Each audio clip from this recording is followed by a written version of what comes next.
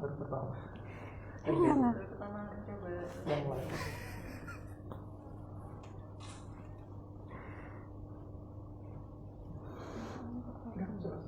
Kok kita berdua belum sih? Oh iya.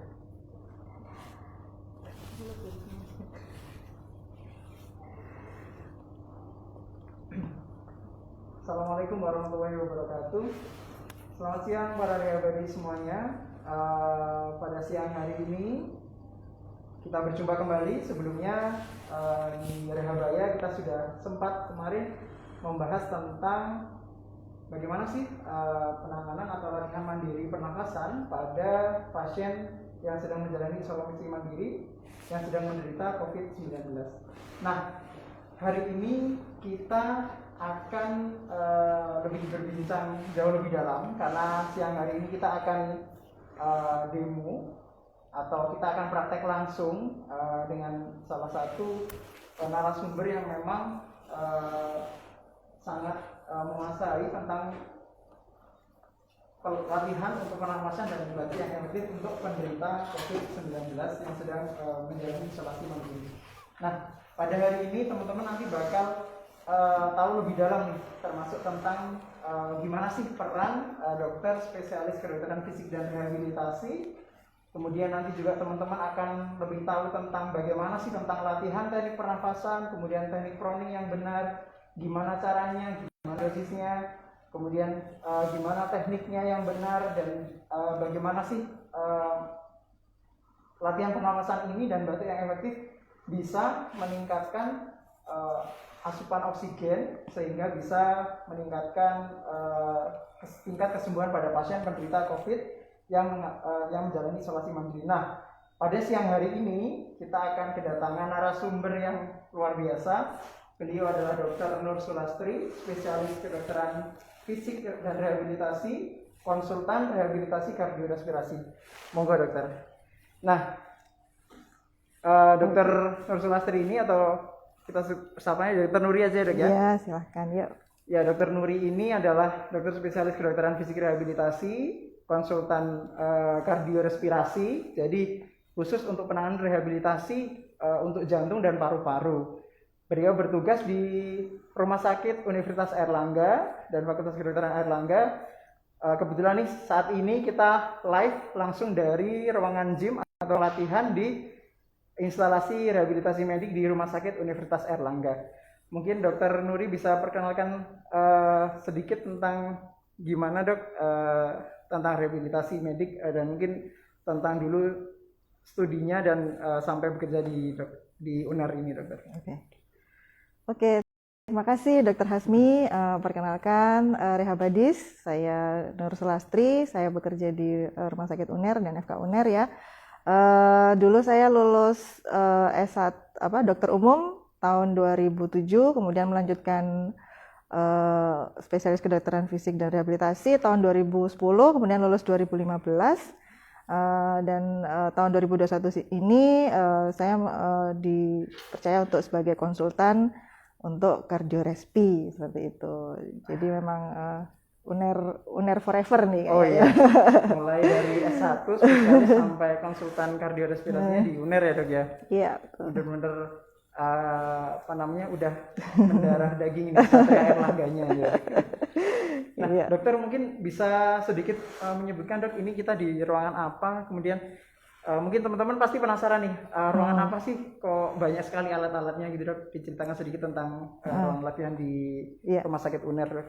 Ya, teman-teman mungkin bisa dilihat ya latar belakang kita di sini ada banyak alat-alat ya, ada sepeda statik ya, ada sepeda statik yang biasa, kemudian ada yang bisa dibuat sambil duduk sandaran ya, ada juga ada treadmill, kemudian ada alat untuk latihan jalan itu Biodex untuk partial weight bearing treadmill training gitu.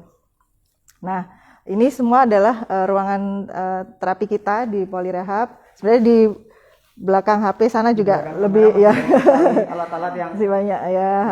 Jadi kalau teman-teman tertarik ya mau main ke sini tapi boleh tapi jangan sebagai pasien ya. Benar banget. Nanti kalau main sini ya sebagai pasien malah nanti teman-teman yang sakit juga. Oke. Dokter Nuri, kita ngobrol-ngobrol santai dulu nih dok sebelum kita nanti demo dok. Nah sebenarnya mungkin banyak nih teman-teman yang masih penasaran apa sih kalau dokter kedokteran fisik dan rehabilitasi atau dokter rehabilitasi medik kan biasanya mungkin kasus yang sering ditangani mungkin kayak stroke, osteoartritis, low back pain. Nah, ternyata ada peran juga tentang ilmu rehabilitasi medik ini untuk penanganan pasien-pasien pada COVID-19. Nah, mungkin bisa dokter cerita sedikit dok tentang apa sih peran dokter rehabilitasi medik ini terhadap pasien-pasien COVID-19. Oke, Dokter Hasmi. Jadi kita tahu ya goal utama dari rehab medik itu adalah membuat seseorang itu bisa berfungsi secara maksimal ya, baik itu dia dapat beraktivitas sehari-hari, kemudian dapat bekerja dengan tanpa keluhan seperti itu. Nah, pada penderita dengan COVID-19 ini dia memiliki resiko yang sangat tinggi ya untuk mengalami penurunan kapasitas fungsi. Jadi seringkali kan kita temui pasien kalau aktivitas itu masih ngos-ngosan, mudah lelah gitu. Kemudian ada keluhan sesak juga. Nah, disitulah kita masuk untuk membantu mengatasi gejala-gejala ini ya. Jadi karena meskipun sebenarnya COVID-19 itu manifestasinya sangat beragam, tapi kan utamanya memang di saluran nafas gitu. Jadi memang dengan bantuan latihan-latihan yang targetnya untuk latihan pernafasan itu harapannya akan membantu pasien. Kemudian sehingga kita dapat mencegah pasien jatuh ke dalam penurunan kondisi. Nah, kalau pasiennya kondisinya tetap baik, maka status fungsi pasien akan tetap baik, fungsi parunya tetap terjaga, sehingga kualitas hidup pasien juga tetap baik seperti itu. Benar banget nih, jadi teman-teman jadi lebih tahu ya ternyata dokter rehabilitasi medik juga menangani pasien-pasien dengan gangguan pernafasan maupun mungkin ada gangguan jantung juga ya dok ya. Iya. Karena soalnya meskipun biasanya nih PCR-nya udah negatif, tapi pasti teman-teman yang pernah merasakan terkena COVID pasti lebih mudah lelah, kemudian lebih mudah capek, nafasnya lebih ngos-ngosan. Nah itu bisa dilatih ya dok ya dengan bantuan persiapan latihan pernafasan sehingga bisa kapasitas paru-parunya mungkin lebih meningkat dan lebih baik lagi. Nah mungkin ada juga nih dok tentang gimana sih dok pasien dalam kondisi seperti apa yang bisa dilatih untuk latihan pernafasan mandiri pada penderita COVID ini dok, karena kan mungkin nggak semua pasien bisa dilatih ya dok ya. Mungkin bisa disebutkan dok pasien seperti apa yang bisa dilatih mandiri dokter? Ya oke. Jadi sebenarnya latihan kalau misalnya di pasien berada di rumah sakit mungkin ada beberapa parameter yang bisa kita perhatikan dahulu sebelum memberikan latihan kepada pasien ya. Contohnya kita cek dulu MAP-nya berapa kalau misalnya lebih dari 60, kemudian PF rasionya berapa, kalau lebih dari 150 itu berarti nggak apa-apa. Kemudian saturasi oksigen lebih dari 88% itu bisa kita berikan. Kalau di bawah itu maka latihan harus dihentikan. Nah, namun untuk pasien yang mungkin tanpa gejala ya, pasien confirm yang tanpa gejala atau gejala ringan, itu tentu saja bisa juga diberikan latihan pernafasan secara mandiri. Namun tetap saja latihan itu harus dihentikan apabila pasien timbul sesaknya muncul, kemudian saturasinya turun di bawah 93, itu latihan harus kita hentikan seperti itu ya. Jadi tetap harus ada nggak sembarangan ya. Mungkin ada kriterianya tadi ya dok ya, untuk pasien mungkin yang gejalanya ringan atau ringan sedang bisa latihan mandiri, tapi untuk yang gejalanya berat ataupun tanda-tanda vitalnya masih belum membaik secara sempurna ya tetap harus pengawasan dulu atau perbaikan kondisi terlebih dahulu sebelum nanti mendapatkan latihan pernafasan ya dok ya. Nah kemudian dok apa sih dok jadi tujuan dari pasien COVID-19 itu harus melakukan latihan pernafasan atau latihan batuk efektif dokter? Karena kan mungkin ya keluhannya paling sering tuh sesak nafas sama batuk ya kalau setelah COVID itu, bahkan post COVID syndrome pun yang long COVID itu juga meskipun PCR-nya negatif masih sesak nafas dan masih batuk. Apa sih dok tujuannya ini dok? Oke, jadi seperti tadi ya udah dijelaskan bahwa memang untuk COVID ini kan utamanya itu ya menyerang paru-paru. Nah, kalau misalnya pasien dengan gejala ringan atau OTG kita harus benar-benar menjaga supaya paru-parunya itu tetap sehat ya, jangan sampai terjadi penurunan. Nah, tapi pada pasien yang sudah terkena pneumonia, sudah terdapat kerusakan, tentu itu mempunyai resiko terjadinya kerusakan paru sehingga paru mengalami gangguan restriktif. Jadi gangguan restriktif itu artinya paru tidak dapat mengembang secara maksimal. Nah, disinilah tujuan dari dilakukannya latihan pernafasan. Dan kenapa latihan batuk juga perlu, meskipun sebenarnya pada umumnya itu pada pasien COVID kan batuknya batuk kering ya. Nah, tapi tetap aja sebenarnya seringkali ada dahak gitu. Kadang ada yang susah mengeluarkan dahak. Tetap harus kita berikan latihan untuk batuk supaya dahak-dahak di saluran nafas itu bisa dikeluarkan gitu. Jadi saluran nafas kita tetap bersih gitu. Jadi udara bisa masuk dengan keluar masuk dengan bebas seperti itu ya. Oke, nah itu tadi teman-teman. Ini sambil kita ngobrol-ngobrol, nanti teman-teman yang ada pertanyaan boleh disampaikan. Tapi nanti kita tanyanya langsung di kolom ini ya, di kolom komentar. Jangan di kolom question Q&A. Jadi nanti teman-teman yang ada pertanyaan boleh langsung masukin pertanyaannya, ketik pertanyaannya di kolom komentar. Kemudian yang belum follow Instagramnya Rehabaya juga jangan lupa follow dulu. Nah, terus ini Dok, ada pertanyaan selanjutnya dari saya Dok. Kapan sih Dok seharusnya pasien itu melakukan latihan pernafasan dan dosis latihan pernafasannya itu seberapa Dok? Iya.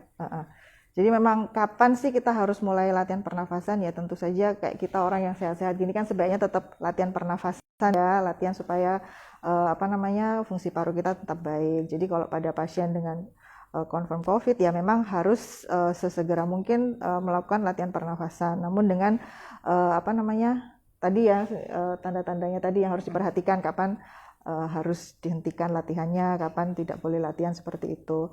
Nah, kalau untuk dosisnya bisa sehari 3-5 kali dilakukan. Kemudian nanti tiap gerakannya bisa diulangi juga kira-kira 3-5 kali per gerakan. Kemudian tapi di luar itu kalau lebih sering sih lebih baik ya, asalkan itu tadi kalau misalnya asalkan tidak ada keluhan. Jadi kalau memang ada keluhan sesaknya makin memberat, kemudian saturasinya makin turun ya latihan tetap harus dihentikan seperti itu ya. Oke, nah itu tadi ya teman-teman, kapan seharusnya pasien itu harus latihan pernafasan. Nah, selain pernafasan mungkin kita akan bahas juga masalah proning Dok. Jadi sebenarnya apa sih tujuan posisi proning itu? Kemudian mengapa posisi proning ini diperlukan untuk pasien yang mengalami sesak nafas atau desaturasi, dan berapa lama sih Dok proning itu dilakukan kayak gitu. Mungkin teman-teman ada yang melakukan proning tapi kok saturasinya nggak langsung naik ya, baru proning mungkin 1-2 menit tapi di kur saturasi belum naik. Nah, seharusnya dilakukannya seperti apa Dok untuk latihan proning? Ya, jadi yang pertama kita bahas dulu ya tujuannya proning itu kenapa ya. Jadi kalau misalnya kita rebahan itu sebenarnya paru-paru yang lebih banyak terisi oksigen itu yang bagian atas ya. Nah, yang bagian bawah ini akan cenderung menutup gitu.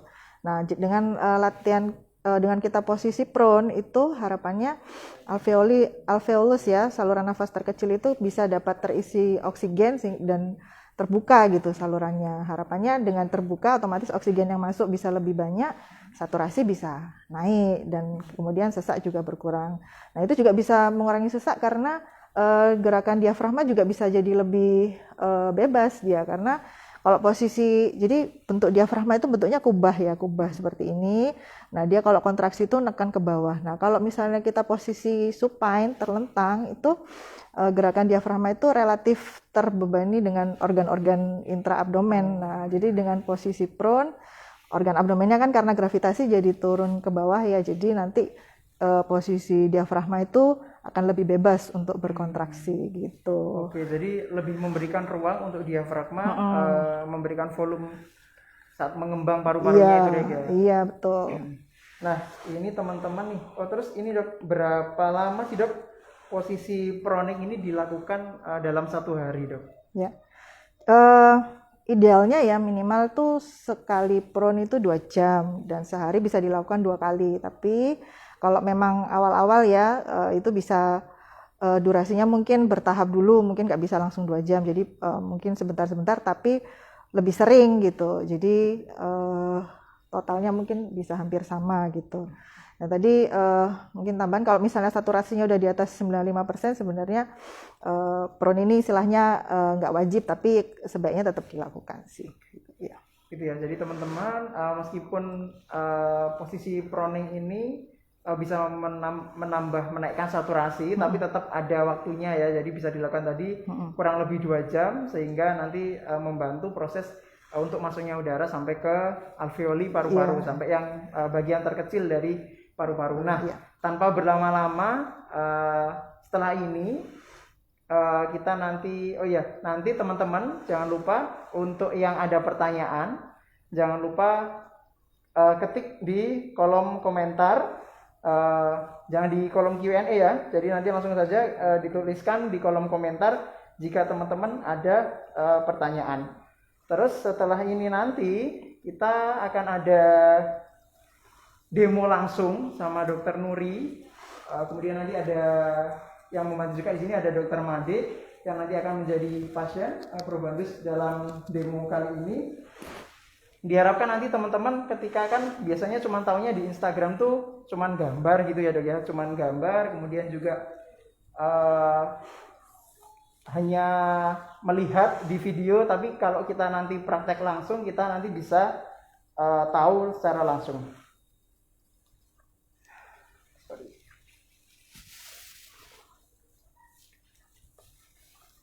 Ini ada satu pertanyaan yang mungkin masuk. Izin bertanya Dok, kalau mau latihan nafas sering saat tarik nafas justru malah terbatuk-batuk, jadi nggak sampai bisa selesai latihan nafasnya. Kalau begitu sebaiknya gimana ya Dok yang harus dilakukan? Jadi waktu tarik nafas tuh malah memicu batuknya Dok. Ya betul, memang sering kali gitu ya, karena pada saat kita tarik nafas dalam itu dahak-dahak yang ada di saluran nafas itu ikut bergetar ya, jadi bisa menimbulkan batuk. Nanti kita akan pada saat live demo nanti ya, kita coba latihan dengan istilahnya tarik nafasnya itu sambil bertahap gitu ya, jadi tarik nafas dalam dengan bertahap. Semoga itu nanti juga bisa membantu mengurangi gejala batuknya itu tadi ya.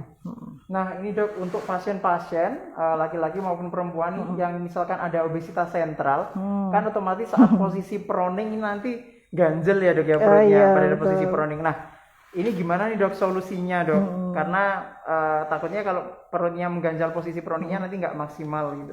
Ya betul, memang itu termasuk kontraindikasi relatif ya untuk PRON, karena nanti takutnya malah sesaknya semakin berat gitu ya, karena pada saat PRON terganjal perut, diafragmanya nggak bisa gerak gitu ya. Jadi nanti kita juga akan menampilkan posisi alternatif ya, posisi semi PRON untuk teman-teman ya, untuk pasien yang obesitas abdominal maupun mungkin untuk ibu hamil bisa juga ya. Oke, teman-teman nih pasti udah pada penasaran gimana live demonya bareng Dokter Nuri. Di sini sudah bergabung Dokter Made, dan untuk Dokter Nuri kami persilakan Dok untuk mengajarkan gimana nih teman-teman untuk demo langsung untuk melatih pasien latihan pernafasan Dokter. Monggo Dokter. Ya, thank you Dokter Hasmi. Sini. Oke, Dokter Made, siap? Ya, yang pertama nanti kita akan belajar tentang abdominal breathing ya, abdominal breathing atau diaphragmatic breathing. Jadi kita akan fokus bernafas menggunakan diafragma, karena otot nafas itu kan ada beberapa ya, yang primer ada diafragma, kemudian juga ada otot-otot nafas sekunder, misalnya otot sternocleido dan sebagainya ya. Jadi kalau kita mau tarik nafas dalam tuh biasanya butuh bantuan otot nafas sekunder. Dengan abdominal breathing ini kita fokus ke nafas menggunakan diafragma. Jadi yang pertama adalah kita meletakkan tangan di dada dan di perut.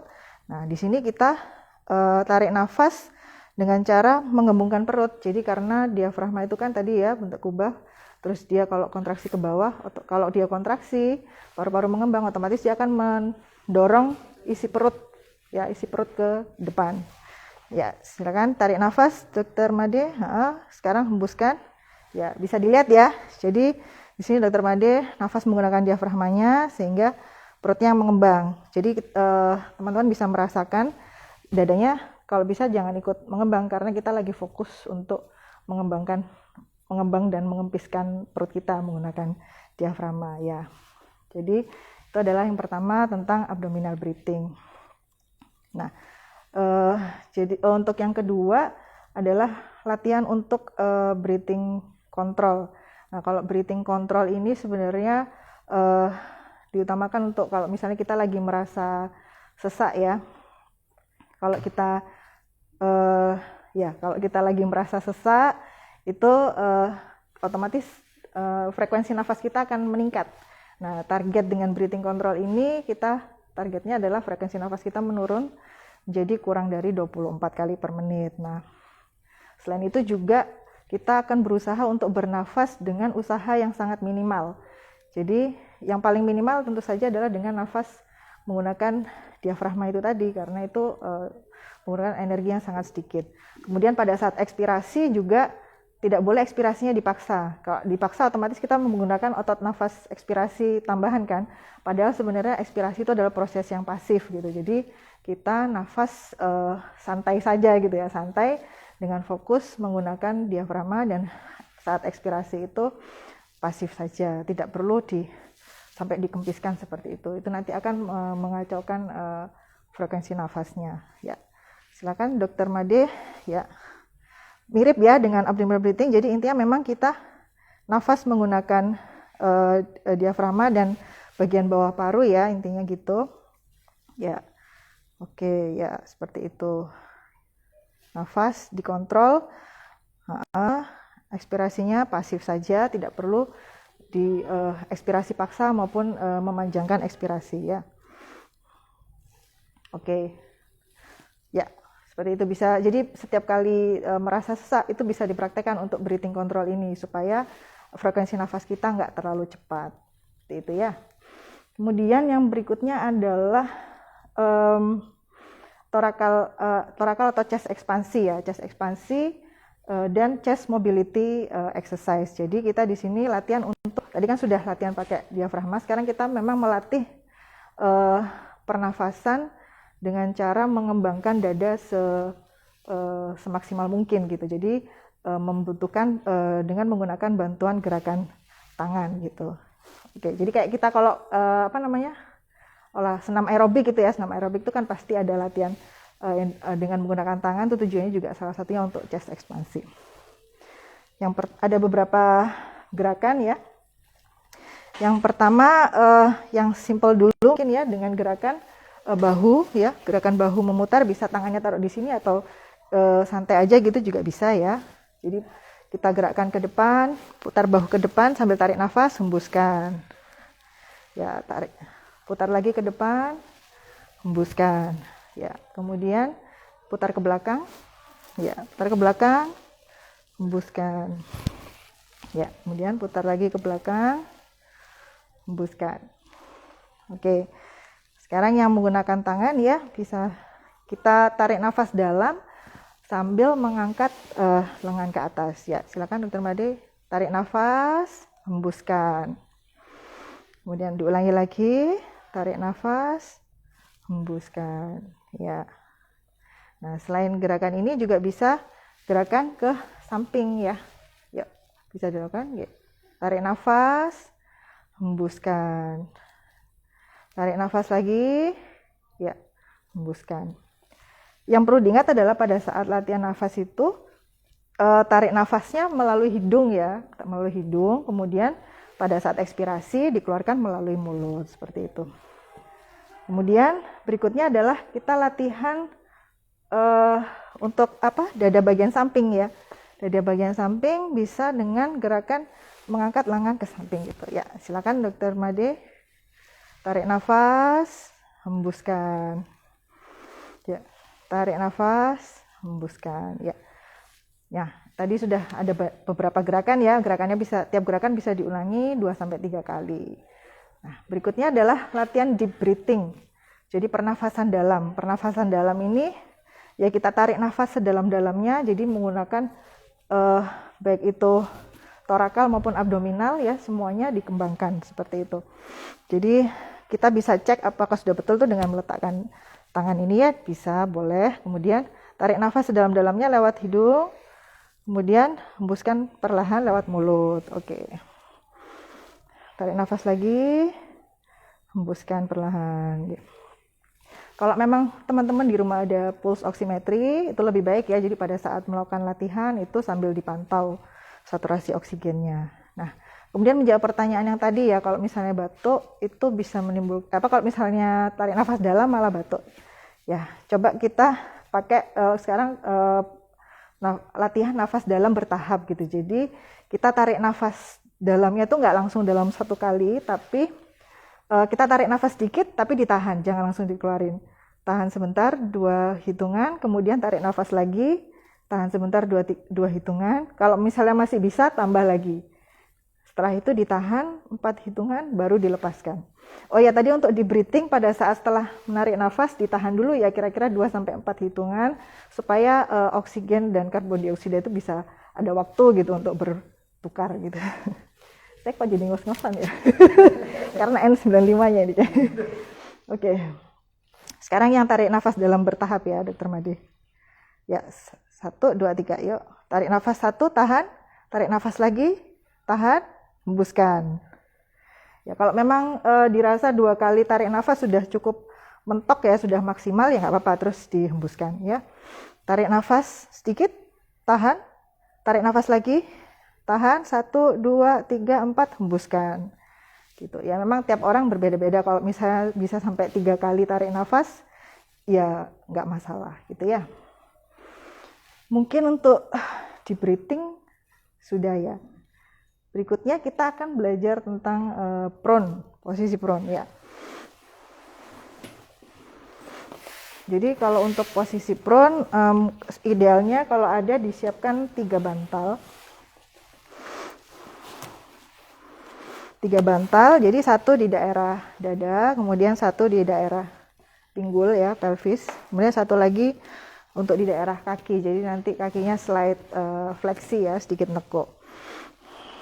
Nah, ya jadi 1, jadi di antara bantal atas dan bantal yang tengah ini ada space untuk abdomen ya, untuk perut kita untuk mengembang, karena dengan posisi ini pun kita sebaiknya bernafas menggunakan abdominal breathing ya, diaphragmatic breathing tadi, seperti itu. Jadi dengan posisi seperti ini ya, kakinya ini dengan ditekuk ini jadi lebih rileks gitu ya, dipertahankan bisa bertahap, tapi idealnya ya tadi ya 2 jam sekali prone seperti ini, sambil tetap nafasnya tetap terkontrol. Untuk gimana Dr. Made? Relax ya. Oke, jadi ini adalah posisi yang ideal ya dengan menggunakan 3 bantal. Nah kalau untuk yang tadi yang obesitas abdominal, kemudian ibu-ibu hamil, itu bisa kita modifikasi. Ya. Modifikasi.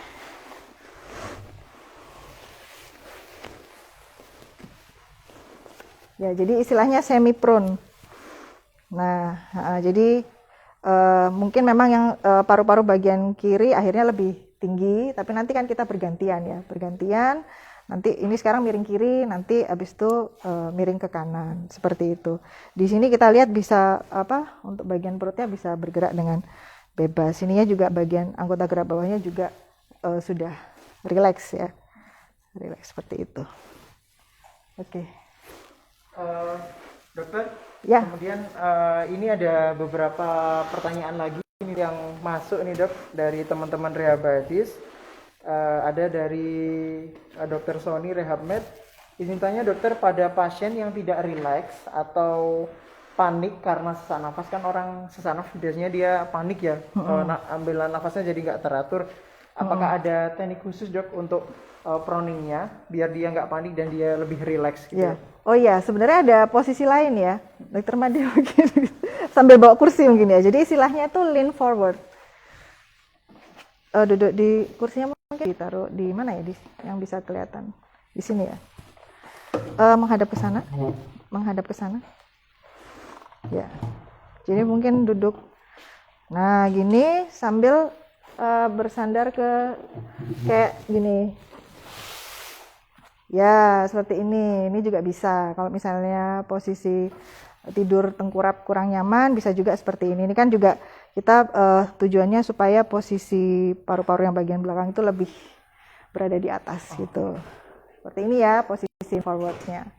Ini posisi lean forward, jadi buat yang nggak bisa relax atau panik karena sesak nafas, bisa dengan posisi seperti ini ya dok ya, dengan duduk, kemudian memeluk bantal di tepi bednya. Terus jangan lupa untuk tadi latihan breathing controlnya itu ya. Jadi kalau memang lagi cemas, panik itu kita bisa tambahkan latihan breathing control. Jadi nafasnya diatur gitu istilahnya gitu ya. Terus ada pertanyaan lagi nih dok,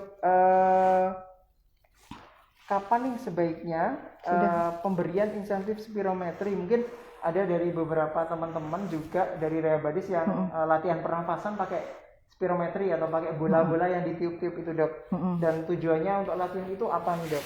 Ya, jadi tujuan latihan dengan insentif spirometri itu adalah untuk latih ini ya, sebenarnya membantu untuk supaya volume paru-paru itu bisa tetap maksimal dan bertambah kalau bisa ya, harapannya bisa bertambah. Nah, kapan? Tentu saja kalau sudah tidak sesak, karena itu membutuhkan ini deep breathing.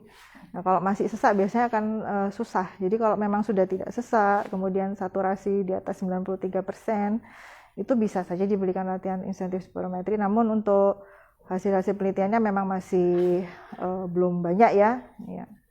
Mungkin perlu dipertimbangkan, tapi tetap ada tempat lah untuk insentifnya. Terus ada pertanyaan lain nih dok, seberapa pentingnya sih dok latihan prone ini bagi pasien dok? Karena untuk selain posisi prone, mungkin ada posisi-posisi lain dokter, seperti side lying. Nah mungkin ada beberapa pasien yang buat 2 jam itu mungkin terlalu lama untuk proning. Apakah boleh dok diganti dengan posisi miring ke samping gitu dok? Ya, sebenarnya boleh-boleh aja ya. Ada memang yang beberapa posisi tadi prone, kemudian side lyingnya pun ganti-ganti ya, side kanan, kemudian side lying kiri. Terus mau pakai posisi yang semi prone ini tadi juga bisa gitu. Jadi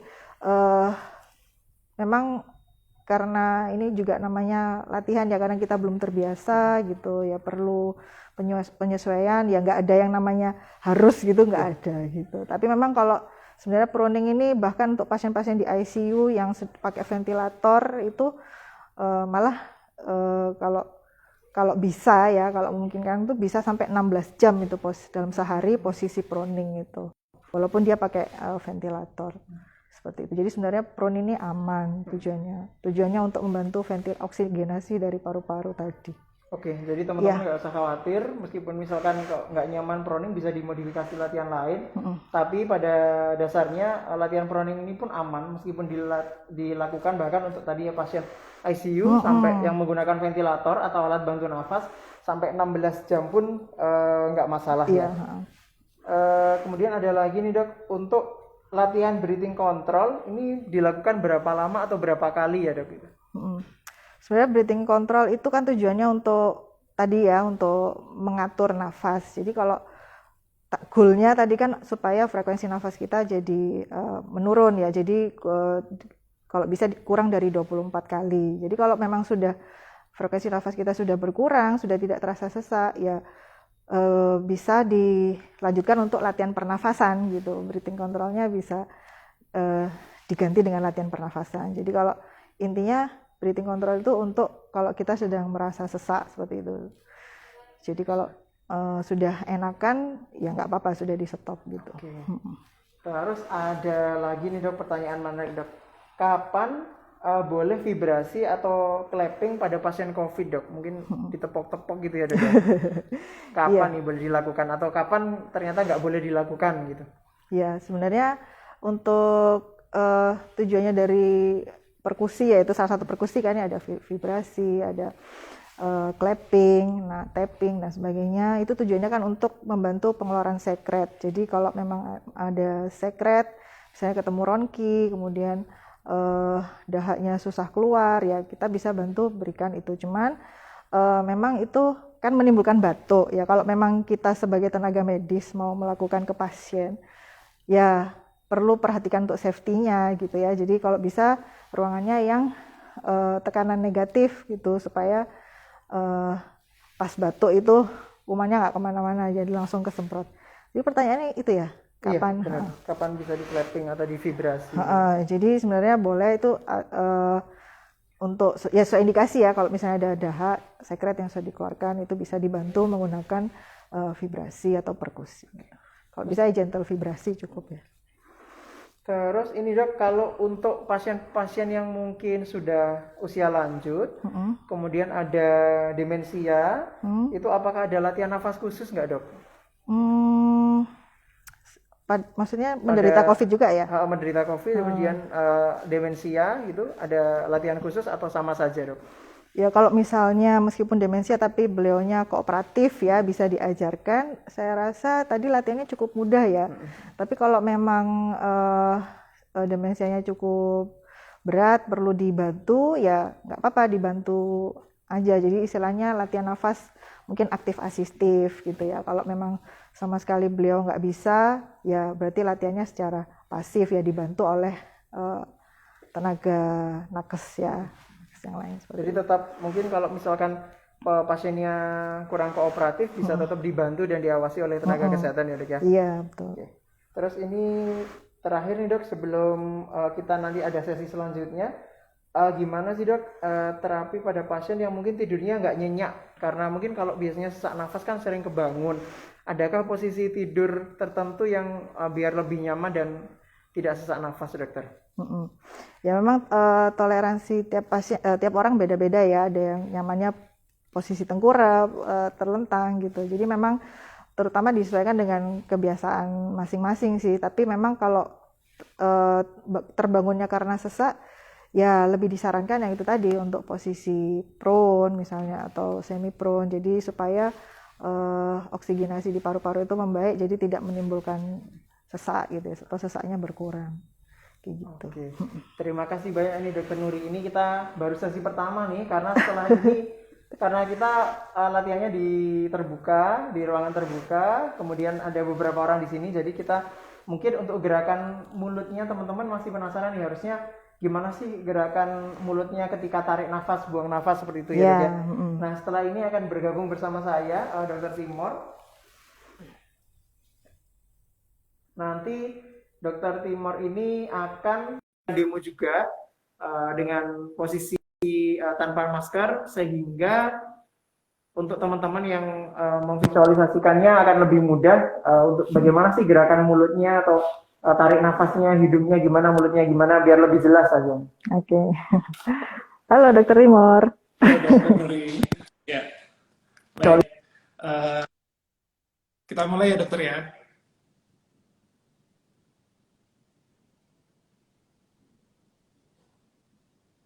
Ya, Dr. Nuri, apakah suara saya sudah terdengar?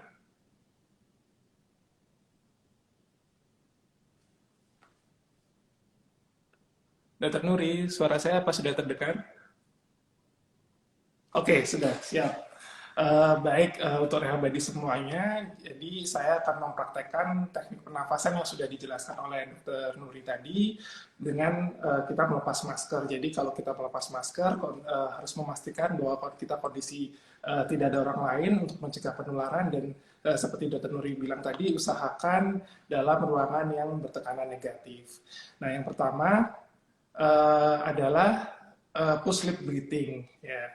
Jadi tadi disebutkan kalau kita sedang latihan nafas, baik itu abdominal breathing, kita bisa menambahkan dengan push lip breathing. Jadi kita ambil nafas lewat hidung, kemudian keluar lewat mulut sambil seperti mencucukkan bibir kita ya, seperti ini.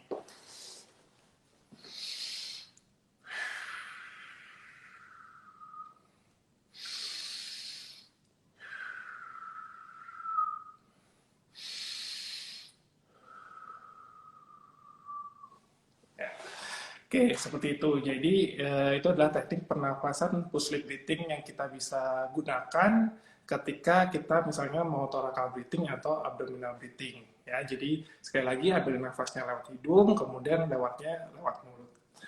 Kemudian yang berikutnya, tadi Dr. Nuri sudah sebutkan terkait dengan latihan huffing. Jadi untuk latihan huffing ini adalah seperti kita mengucapkan huruf H, tapi yang kita paksakan atau istilah lainnya adalah ekspirasi paksa. Jadi kita mengeluarkan nafas kita secara paksa hanya dalam waktu cepat, gitu ya.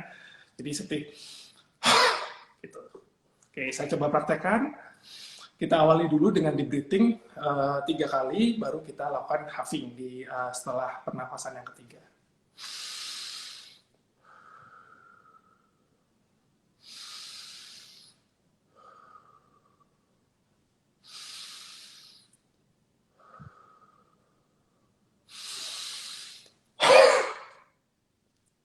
Ya, usahakan kalau kita melakukan huffing atau batuk efektif, tetap terapkan etika batuk yang benar. Jadi kalau bisa di siku atau kita dengan menggunakan tisu, itu kemudian tisunya langsung kita buang. Baik, selanjutnya adalah terkait dengan batuk efektif. Tadi seperti yang Dr. Nuri sampaikan, setelah kita lakukan deep breathing atau sekaligus chest expansion, kita juga bisa lakukan di hitungan atau di pernafasan yang ketiga, kita lakukan batuk efektif. Saya contohkan.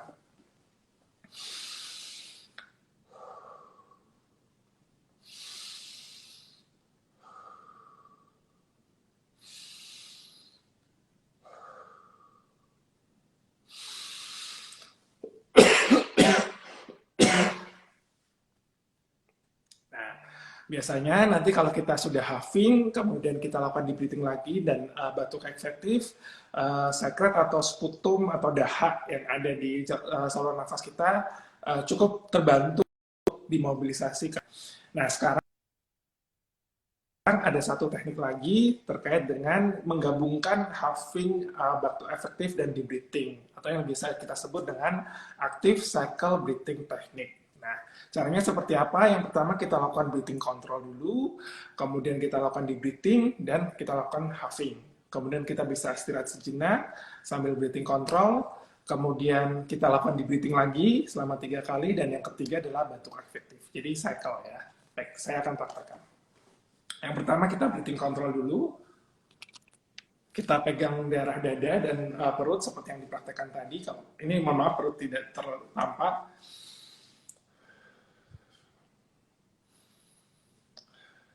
Baru kita sekarang lakukan deep breathing.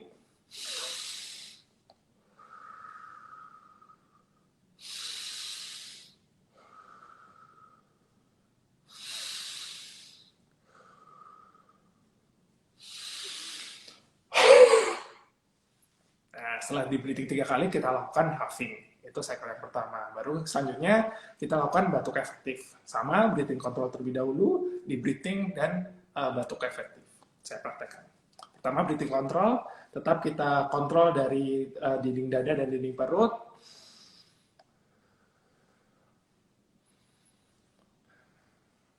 Baru sekarang kita masuk ke arah deep breathing. Bisa kita lakukan 3 kali.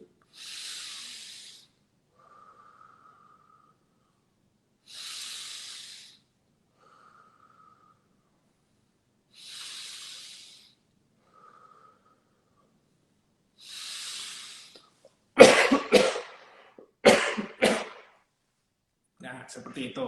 Ya, biasanya para penyintas COVID kalau masih ada sputum yang sulit dikeluarkan dengan latihan active cycle breathing teknik tadi, atau kita gabungkan breathing control, breathing, latihan huffing, dan batuk efektif, sputum atau dahak itu akan lebih mudah untuk kita keluarkan. Dan yang terakhir Dr. Nuri yang akan saya praktekkan yang seperti Dr. Nuri bilang, yaitu stacking atau kita tarik nafas bertahap. Jadi kita nafas sedikit, kemudian tahan, tarik nafas sedikit, tahan, nafas sedikit, tahan, baru kita keluarkan. Jadi kita tarik nafas seperti ini.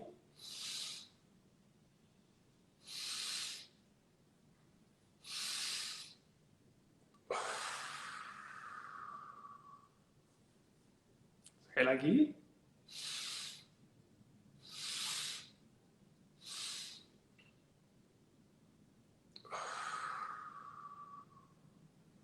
Seperti itu Dr. Nuri. Terima kasih.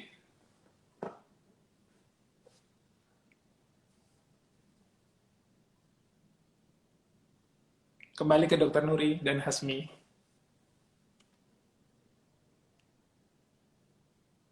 Dok, suaranya belum masuk, dokter. Suaranya belum masuk.